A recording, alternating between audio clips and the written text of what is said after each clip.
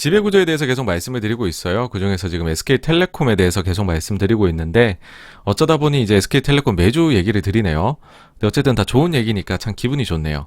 자사주 소각 발표를 했습니다.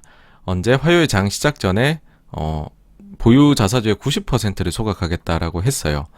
사실 제가 이제 영상 요거 하면서 저희가 이제 라이브 때도 말씀을 드렸지만 라이브 영상을 따로 떼가지고서 영상을 또 올리잖아요. 제가 매일매일. 여기에서 사실은 뒤에 하나 추가한 게 있어요. 이제 끝까지 보시라고 여기 사실 자막을 넣긴 했었는데 이 영상에서 끝까지 보신 분들은 요 세 줄 요약에 이런 걸 넣었죠.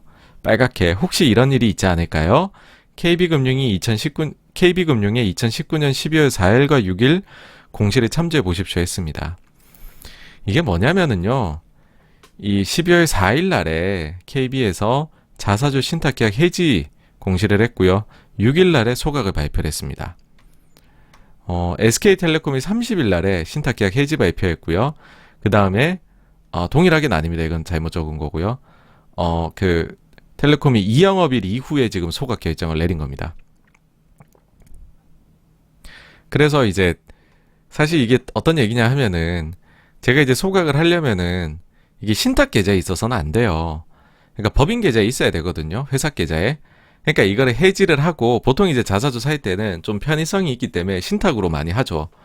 근데 어쨌든 내가 자사주를 가지고 실제로 소각을 하려면은 이거를 법인 계좌로 입고를 해야 됩니다. 그러면 신탁 해지 공시가 먼저 나와야 됩니다. 그래서 좀 뭐랄까요? 앞으로도 그냥 소소한 팁인데요. 자사주 주주 정책을 되게 잘 쓰는 회사들 있죠. 그런 회사들이 해지를 한다라고 하면 한번 좀 회사에 전화해 보십시오. 의도가 있는 거 아니냐고요. 자, 근데 이만큼 했는데도 주가 반응은 좀 뜨뜻미지근해요. 당일에 이제 6% 올랐다가 보합으로 마무리됐고 그 뒤에도 지금 이제 보면 한 2, 3% 정도밖에 못 올랐거든요. 거기다 또 공매도도 막 자꾸 나오고 있단 말이죠. 보니까는 이제 이런 좀 안 좋은 얘기를 하시더라고요. 외국인 한도가 이제 소진돼 간다. 뭐냐면 자사주 소각 전에는 외국인 한도가 지금 지분율이 보면은 39%였는데 소각 후에 44%가 됐더라. 그러니까 이제 이게 통신업종이라는 특수업종이라서 외국인이 50%까지밖에 못 사거든요. 근데 보시면은 소각한 이후에도 지금 5월 6일자 소각됐는데 여전히 외국인이 3만 주씩 사고 있습니다. 그러면 지금 이제 한도까지 남은 게 매일 3만 주씩 산다 그러면요.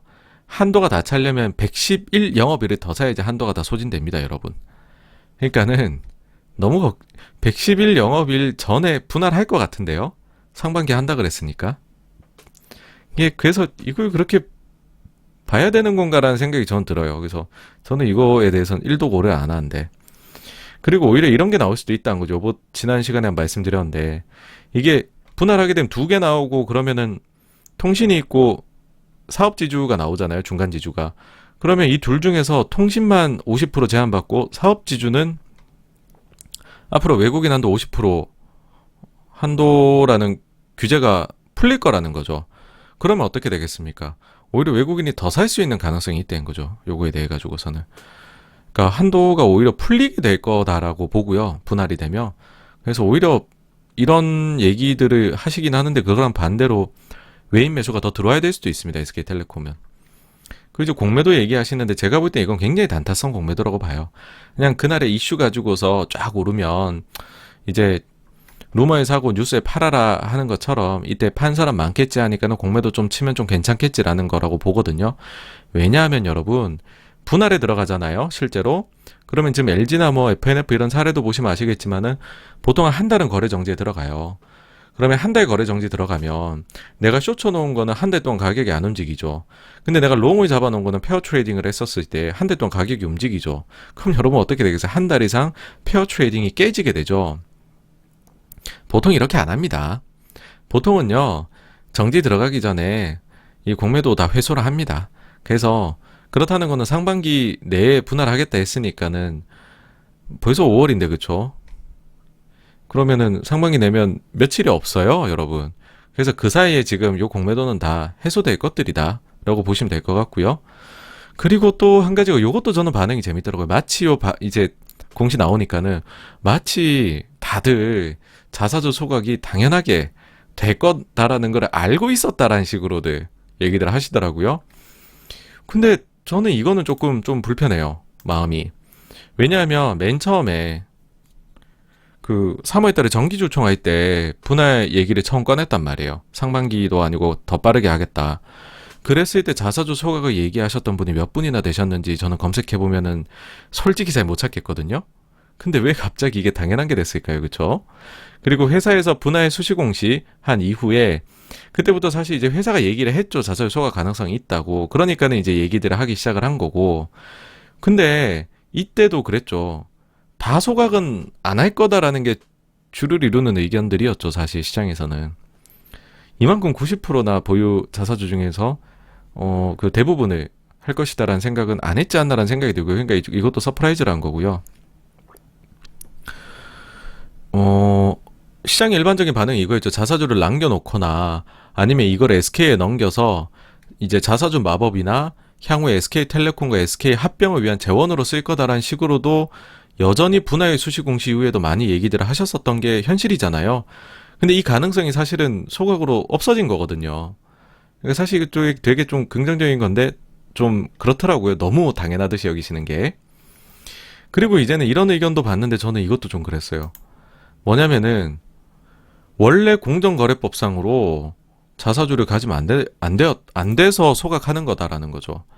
그러니까 뭐냐면 일반 지주의 자회사는 다른 관계에서 지분 소유를 금지한다라고 얘기들 하시는데 이것도 한번 진실 혹은 거짓 한번 해볼게요. 뭐냐면 독점 규제 및 이게 이제 저희 공정거래법이에요. 이거 검색하시면 다 나옵니다. 이거 그냥 네이버에 나와요. 우리나라 참 좋은 나라입니다. 예. 여기에서 8조의 2를 보시면요. 지주에서 행위 제한 요건들이 이제 여기에 쫙 이제 나열이 되어 있습니다.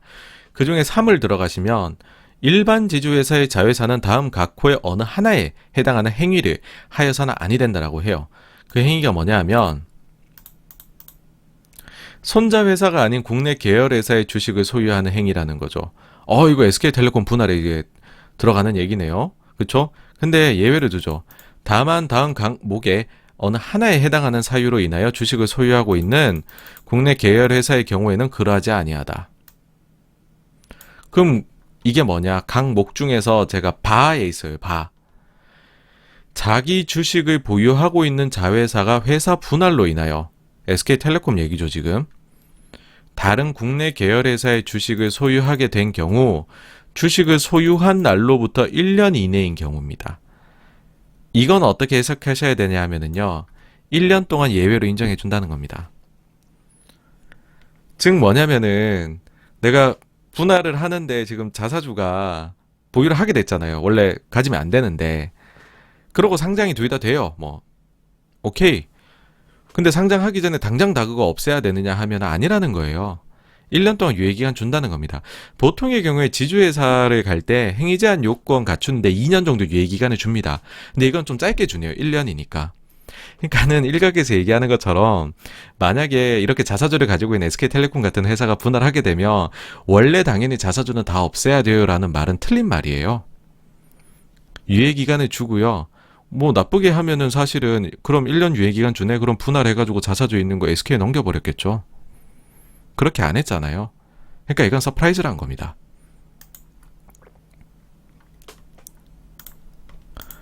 그래서 이제 최악의 수를 가정하면 원래는 분할 후에 자사주를 SK에 넘겨주는 것도 법상으로는 가능했다는 겁니다. 예, 유예기간 때문에 1년이라는. 그래서 그런 가능성이 요번에 소각으로 인해 완전 사라졌다는 거고요. 이건 뭐 좋은 겁니다. 예. 그 다음에 이제 사실 그렇잖아요. 이게 지금 이제 자사주 90% 소각하고 있는 것 중에 10% 남겨뒀잖아요, 여러분. 그러니까 상식적으로 봐도 지금 10%를 남겨두고서 분할 진행하겠다는 건데 만약에 법상으로 원천 금지시킨다 그러면 이것도 다 없앴겠죠. 그리고 이제 지금 남은 자사주에 대해서는 회사 측은 이렇게 얘기를 합니다.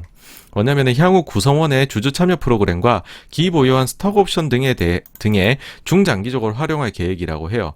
일단 이 프로그램이 뭐냐 하면 구성원들이 성과급의 일정 비율을 현금 대신 주식으로 받는 제도입니다. 올해 이제 12만 1000주 정도 규모가 시행이 됐대요. 근데 보시면 소각 후에 남은 자사주가 90만 주입니다. 제가 볼 때에는 이거 지금 남겨놓은 것들 근데 법상으로 보면은 1년 유예밖에 없잖아요. 그러면은 이거는 다 어떻게든 처리해야 됩니다. 팔거나 소각 추가로 하거나 해야 되거든요. 그러니까 제가 볼 때는 중장기적으로 활용한다는 회사 말도 제가 볼 땐 틀린 말 같아요. 1년 안에 해소하셔야 되는데 중장기적으로 이거 어떻겠어요? 이거를 스톡 옵션으로 부여를 하려면 추가로 자사주 사야지 여기에 활용이 되는 거지, 기존에 있던 것 가지고서는 활용 못해요. 1년 이내에 없애야 되는데. 그래서 제가 볼 때는 아주 현실적으로는 남은 자사주 처리는 아마도 회사가 한때 아마존 얘기했잖아요. 그런 전략적 투자자한테 매도할 가능성이 지금은 제가 볼 때 1번이다라고 봅니다. 뭐 여기까지고요. 이제 남은 거는 분할 주총이겠죠.